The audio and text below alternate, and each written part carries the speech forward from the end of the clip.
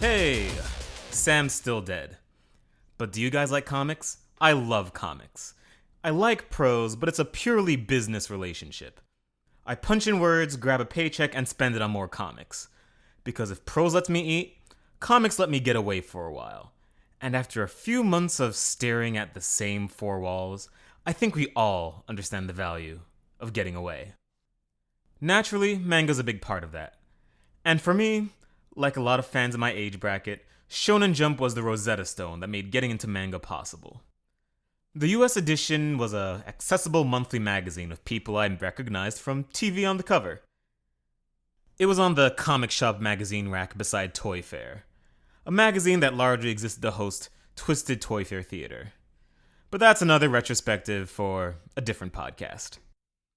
Since Paper Met Inc., we've had plenty of stories designed to separate young men from their parents' money.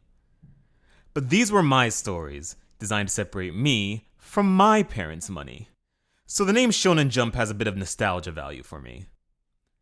Not enough to send me into wanky video essay land, babbling for 2 hours about how Shonen Jump taught me to think, cry, and make love to a woman.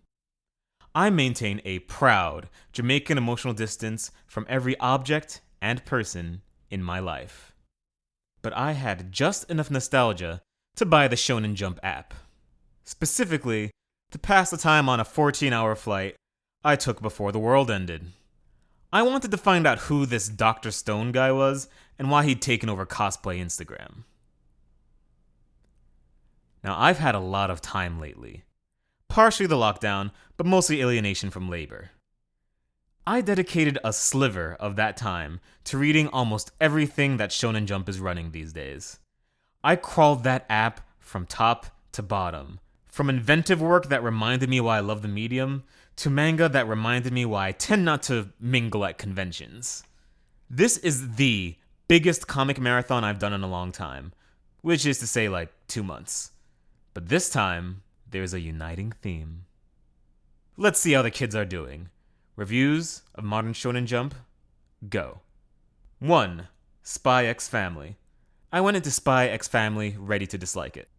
Don't blame me. I read it after Ghost Reaper Girl, which is essentially a stylish sex crime. More on that later. Insults aside, most recent romantic comedies haven't spoken to me lately. And that is part, albeit not all, of Spy X Family's creative DNA. But Spy X Family successfully charmed me, took me to an undisclosed location, and interrogated me until I gave in. It helps that it's consistently funny, which is a trait that relationship comedies often feel free to skip. Call me churlish, but if you called something a karate opera, I would expect a falsetto, and I would expect a roundhouse kick. It also helps that romantic comedy is, again, only 1/3 of the formula. Spy X Family is also an espionage parody, and information warfare show. To complete his vague mission, a spy marries a woman and adopts a girl in not Berlin. The new bride is secretly an assassin, and the adoptive daughter's secretly a telepath. Information warfare of a comic variety ensues. This premise proves that if you cram enough tropes onto the same page, you get something original. If it sounds like a conceptual clown car, it is. But clowns can be funny. That's why I did open mics before the world ended. 2. The Promised Neverland. The concept is simple. 3 children live in a fairy tale-esque house. Then spoiler, there's a lot of shooting, spoiler, the queen is furious, spoiler, kind of a letdown. After starting the anime and then falling off, I was actually excited to read The Promised Neverland. I had important drinking to do back then, but still regretted never learning where exactly the series' elaborate puzzle box was headed. Unfortunately, the answer has a slightly empty flavor. Which isn't to say the rest of the narrative is bad. The author knows how to write a good character beat, and has an interest in the intractable problems that arise between groups of people, that take the influence of Attack on Titan from cosmetic to intellectual. The problem is that it feels like the same thing happens over and over again. Emma wanders into an impossible situation. Children cry and suffer. Someone shouts that idealism is stupid. Emma retorts that they are stupid, and so are their dumb faces. Idealism wins, move on to the next level. It's like Humanism, the platform game. The second problem is that while the first few examples of this are pretty organic, the plot starts to contort itself a bit in later iterations. By the final boss fight, a hint of plotting inevitability kinda set in. And yes, a lot of very successful long-form narratives are the same event on loop. But part of storytelling is keeping audiences from noticing the loop, or at least doing something wanky and postmodern with it. A show's in trouble when I start thinking about screen wipes and the hero's journey instead of the story being told. I think that The Promised Neverland is overall a success. It has a strong thematic core, empathy for its characters, and a knack for information warfare spots that pull the work through its weaker moments. But I left wanting a little more substance, or at least variation. And for Ray to do something besides frown and exist. 3.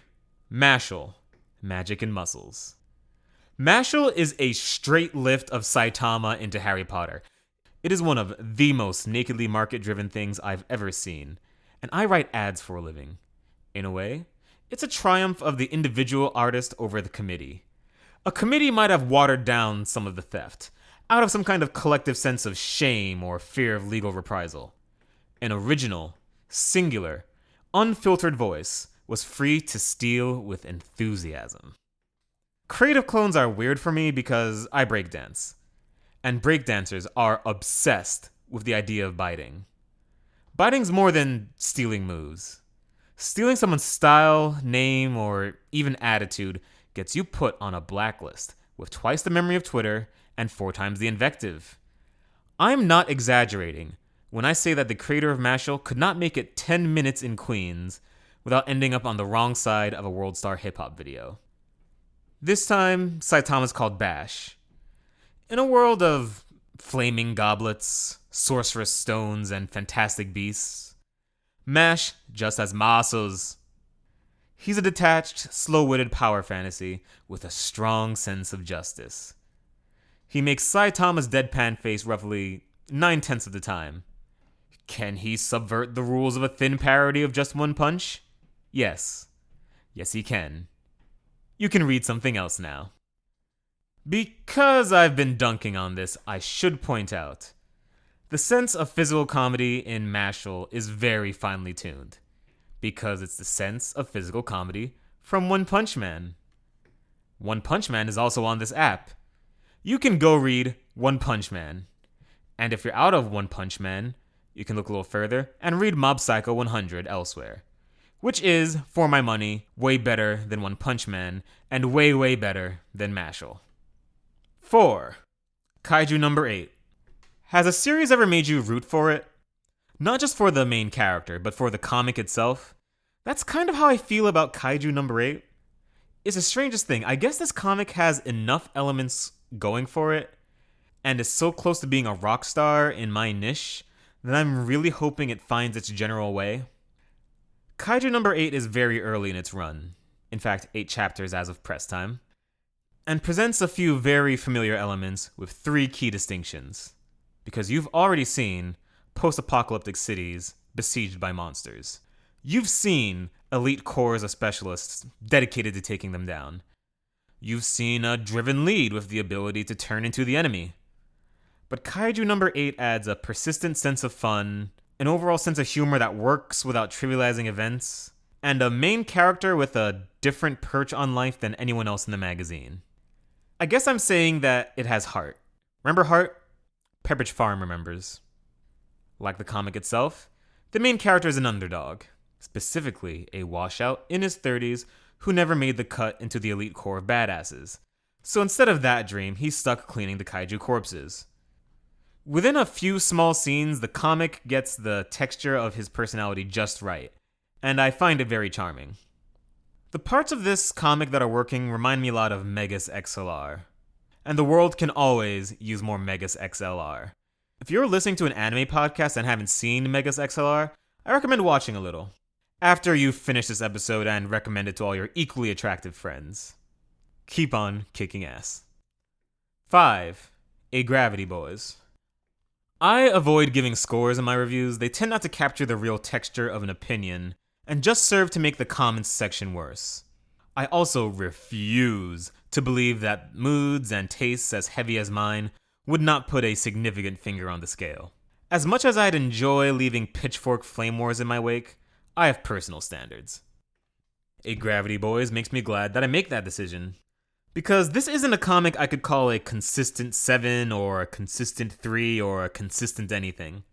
It's one of the spikiest comics I've read in a while. Not spicy like Domestic Girlfriend, spiky like the stock market. It's a comedy with a lot of elements I really like and a lot of elements that make me comatose. The big positive is that it has a great setup for sci-fi comedy. 4 explorers are stranded on a lost planet. An advanced alien intelligence that also happens to be a complete dickhead decides to mess with them for kicks. Simple. Brilliant even. I'd say unfuck-uppable, but evidently, it's only occasionally fuck-uppable. A Gravity Boys is a little too willing to take the easy road with its humor. What Sam calls, anime bullshit when he's here. Not the low road. I love the low road. I live for cheap shots at political or personal enemies. For example, Mitch McConnell looks like an incel version of Franklin the Turtle. But A Gravity Boys is willing to dip into tried and true wells of stock anime jokes that, honestly, kind of drags the rest down for me a bit. But on average, still a fun time. There is fun to be had. Check it out, I'd say. 6. Jujutsu Kaisen. Ever think about all those guys on the Cleveland Cavaliers that weren't LeBron James or Kyrie Irving? They're not bad at basketball. They worked at it their entire lives. They were good enough to get and stay on a pro team. But if you can remember their names, you are either a true fan, sports reporter, or listening from Cleveland. Say hi to MGK for me. Now we have Jujutsu Kaisen in Shonen Jump. A spirit detective story in a magazine whose past, present, and future are marked by the same concept. This series is surrounded on all sides by spooky teenage monster hunting premises. And there's no element that's masterful, inventive, insane, or even terrible enough to stand out. Let me be clear. I was never mad reading Jujutsu Kaisen. I never thought, this fight sucks, or I hope this character dies, or who drew this? I simply thought, this exists. It deserves to exist, but it will have to continue doing so without me. By the way, what percentage of Japan are monster hunters at this point? There must be one for at least every 2 harem protagonists. We need to convince the monster hunters that the harem leads are vampires. 7. Bone Collection. Ever think about all those guys on the Cavaliers that weren't LeBron James or Kyrie Irving? They're not bad at basketball. They worked at it their entire lives. They were good enough to get and stay on a pro team.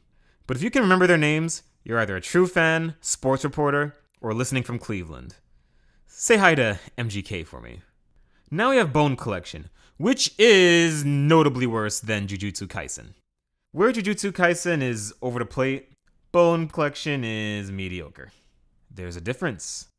Over the plate gets you points on the board. I promise I'm not a gym teacher. Life's just easier with a reference pool that doesn't need the word pantsu. Try it out. 5 minutes on ESPN will give all your geek culture hot takes much more palatability. 8. Dr. Stone. A compliment for Dr. Stone.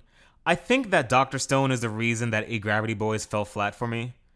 Because while Shonen Jump runs 2 light tales of science fiction survival, Dr. Stone does it so much better I'd be embarrassed to really put them in the same half of the alphabet. It's not the exact same beast. While often amusing, Dr. Stone isn't an out-and-out comedy. It's an action comedy, educational, science fiction, survival, post-apocalyptic. This is why we love manga elevator pitches. Sometimes someone just throws the kitchen sink in. Simply put, a scientific prodigy wakes up with humanity reverted to the Stone Age, and has to figure out what the hell to do next. The first few arcs are about a tug-of-war between the science hero Senku and an anarcho-primitivist mixed martial artist. A plot that's interesting, but the comic cannot wait to get back to its heart, jury-rigging modern technology out of seemingly nothing. I'm convinced that the protagonist is going to make a Gundam out of hemp before Dr. Stone finishes its run. Dr. Stone is probably the only thing in Jump that will make your right brain a little smarter, particularly early on. That content is paired with heavy humanism. Every 15 pages, the author stands on a rock, pulls out a megaphone, and shouts, "People are fundamentally good, and I can prove it with math." Agree or disagree, it lends the content direction and personality, which does wonders for a long runner. I like it. Shonen Jump might be more synonymous with jump kicks and punchlines, but Dr. Stone's strengths lend it variety, which is an indispensable strength for an anthology product like a comic magazine. You can't make Dragon Ball forever. 9.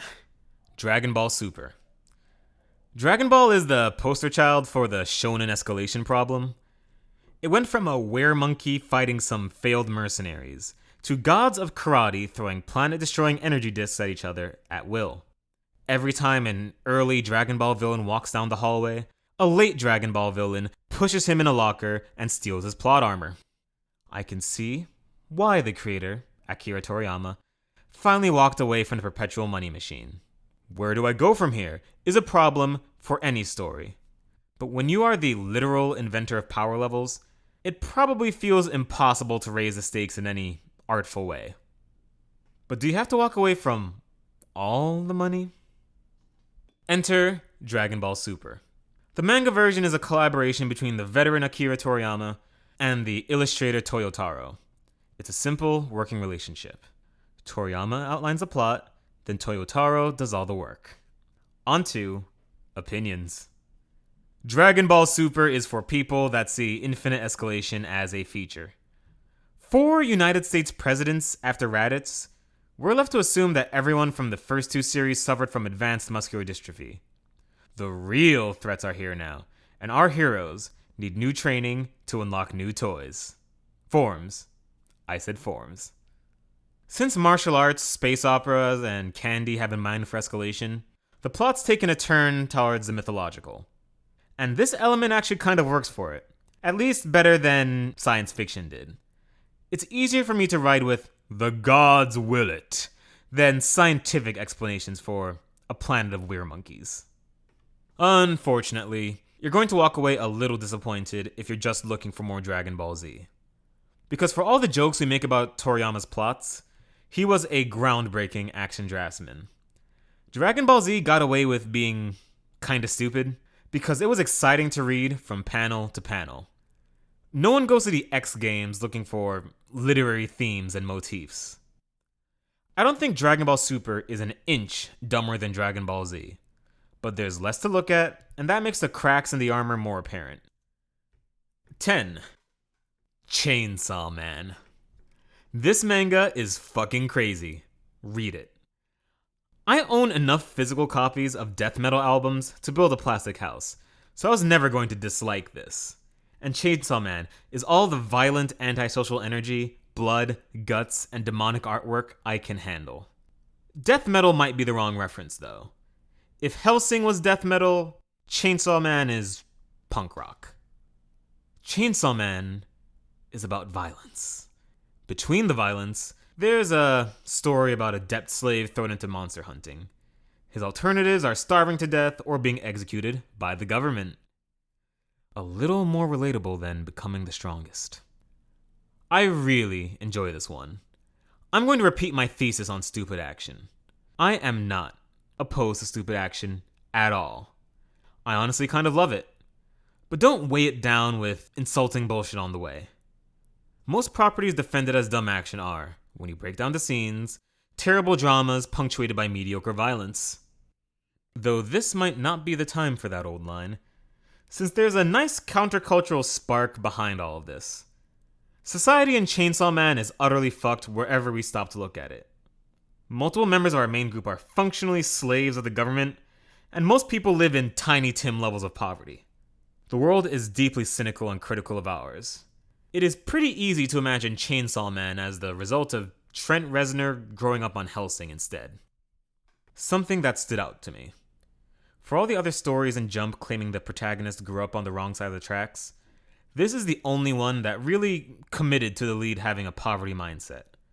There's a charm to that, or, at the very least, it avoids feeling like a cheap add-on, like it does in Ghost Hunter Girl or We Never Learn. Sometimes it's the little things that make or break a character. Also worth noting, I really like the way people are drawn in this one. The monster designs are fun too, which is pretty essential for something nominally about monster hunting. But the people don't have a hint of the same face problem that generally weighs pop manga down. And I really, really openly appreciate that. Keep that up. In short, read Chainsaw Man. If you want to know what it's like to be sexually excited by violence. And get a pack of cigarettes for when you're done. 11. We Never Learn.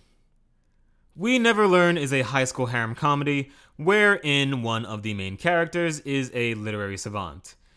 If you have listened to me talk before, you're filling in the rest of the review in your head. My list of creative do's and don'ts are an open secret. I'm here to surprise you.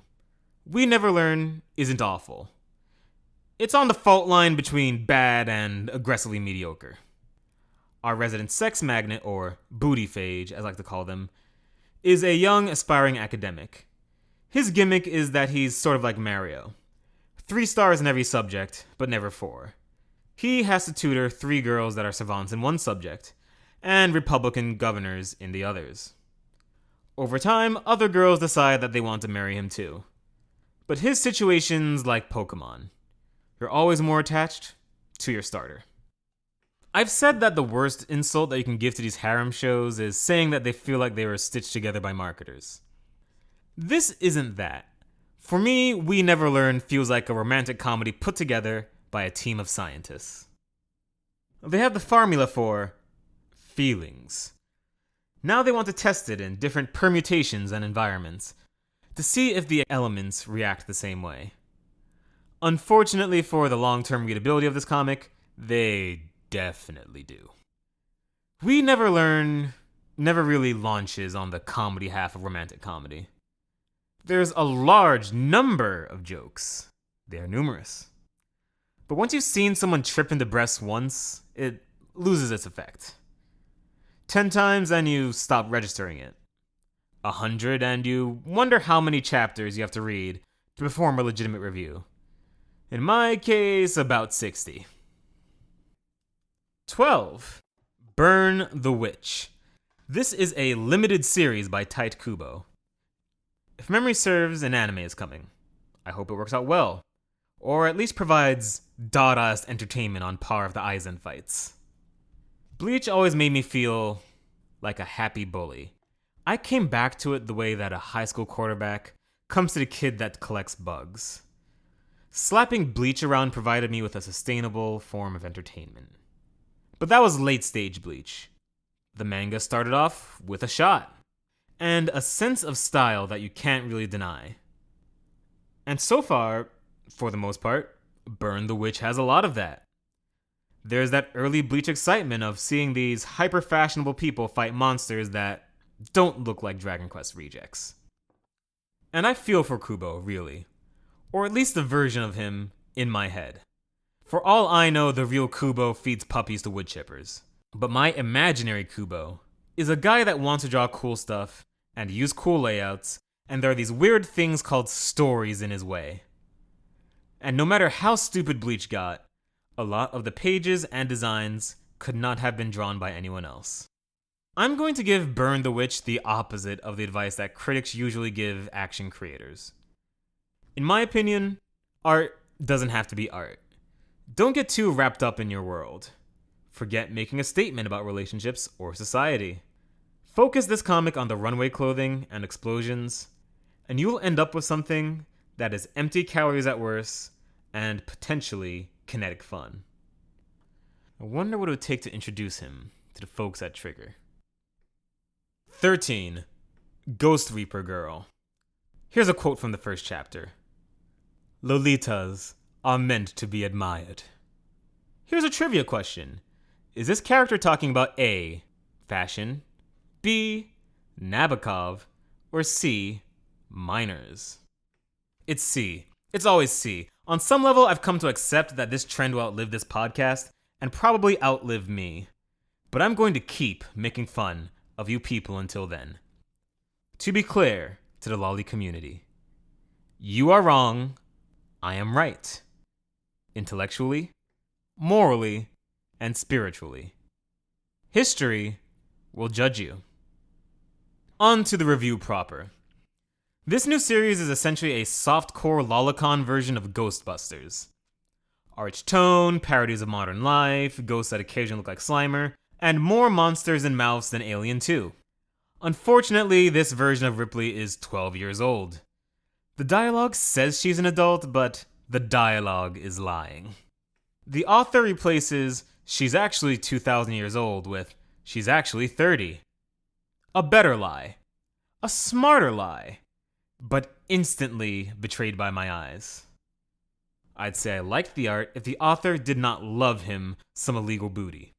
As it stands, Ghost Reaper Girl is closer to a stylish crime scene. A very stylish crime scene. It's honestly a bit baffling to draw this. Now, style is worth something. If you're looking for this kind of content, I recommend getting it here. Just remember, you are wrong, I am right. Intellectually, morally, and spiritually. History will judge you. 14. Magu-chan, God of Destruction. Remember what I said about One Punch Man having one joke? Magu-chan, God of Destruction has the same thing going for it. Or against it. If great elevator pitches are manga's superpower, narrow premises are its kryptonite. That said, Magu-chan has an important weapon. Charm. It has that bounce to it that Nicktoons often reached for but seldom reached. Setup. Magu something or other, a former demon lord from a generic fantasy setting, gets his ass beat. It happens. I tried playing fighting games in Akihabara, so I can relate. Sometimes, when you aim for the stars, your ship explodes like the Challenger. A buoyant young girl stumbles onto his eternal slumber. She has a backstory sad enough to inspire empathy, but not sad enough to kill the mood. Probably the way to go for this kind of story. The world isn't ready for another Shadow Star. In fact, 12 years later, I don't think I've recovered. Without spoiling too many punchlines, the one joke is Magu-chan's melodramatic sensibility versus the girl's brain-dead kindness. There's a lot of dialogue about puny humans, in the vein of HK-47's old meatbag lines, but I'll give this a pass. That's more of a dead horse trope in the States. So yeah, it's a magical pet story with a splash of Invader Zim. Fun, but not life-changing. The anime version may sink or swim based on who they get to voice the screaming ball of death. They may even want to see if the Zim guy is bilingual. 15. My Hero Academia. It's good. Next. Alright, I'll give you a little more than that. Since My Hero Academia essentially started out as a Naruto remake, I've been interested to see how things would hold up once it started standing more on its own 2 feet. Or if it would start standing on its own 2 feet at all. As the world's most qualified talent scout, I am proud to say it's exceeded my expectations. My Hero Academia is the rare breakaway battle manga hit backed by actual quality. As One Piece tiptoes closer to an actual ending, it should give the editorial board something to live for in the aftermath. 16. One Piece. One Piece has been around for over 2 decades. You know your opinion on One Piece. Reviewing One Piece is like reviewing ham. There's already a sensory experience in your head. You're either in or out. 17. In review. That's my impression of gluing my cell phone to my face for 2 weeks. This binge had more rises, falls, and power level readouts than election news, but with far more compelling results. Even the worst series found interesting new avenues in which to suck. The question hovering in the air. Dennard, you were essentially born a boomer, and you're 15 years closer to being one than when you started reading Shonen Jump. Is what the kids are reading these days worse than what you had? I have an answer. Not a joke, not an anecdote, not a metaphor. A straightforward answer to New American Shonen Jump versus Old American Shonen Jump. Based, mind you, entirely on the digital collection presented on this app. I think Shonen Jump is much better now. The word of the day is variety. Yes, the word shonen pins the content to a certain genre and demographic. But the Shonen Jump of 2020 seems very open to pushing what that means. I like that. Look at the spread of content in today's review. There are spies, superheroes, whatever you call Goku, and a sexual vampire posing as a tutor. More importantly, there's Chainsaw Man. Read Chainsaw Man. And yeah, not all of it's high art. But anthologies always have that problem. I grew up reading Bleach. For hundreds of chapters. Because it was there, and easier than thinking about the war in Iraq. So thank you, Kubo. There's more Aizen in my subconscious than Dick Cheney. This has been Weeaboo Hell Super. Thank you for listening to Weeaboo Hell Super. I am Dennard Dale, aka Dennard Dale. It's Weeaboo Hell. Oh yeah, go to weeaboohell.com and or cmoreevil.com. On Twitter, I am c_more_evil. On Instagram, I am just cmoreevil. And Sam barely exists on the internet, so if you want more Sam, you're just gonna have to listen to more of this show. Thanks for your time. Have a great one.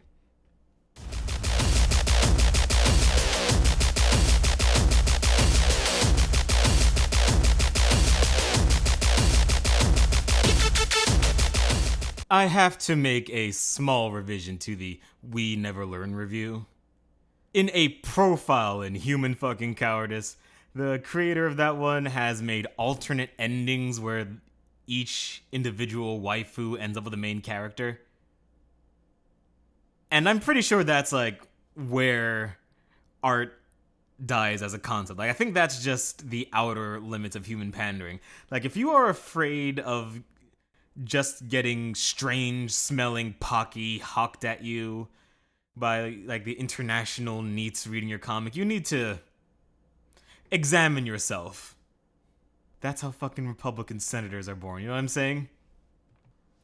But I'm not calling the creator a coward. I'm calling them a gutless coward. Peace!